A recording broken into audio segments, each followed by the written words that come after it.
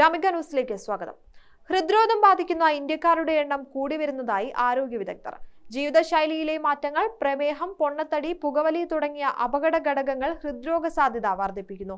മറ്റേതൊരു ജനസംഖ്യയെക്കാളും 20 മുതൽ 50% ഉയർന്ന കൊറോണറി ആർട്ടറി ഡിസീസ് അഥവാ CAD മരണനിരക്ക് ഇന്ത്യയിൽ റിപ്പോർട്ട് ചെയ്യുന്നുണ്ടെന്ന് പഠനങ്ങൾ സൂചിപ്പിക്കുന്നു.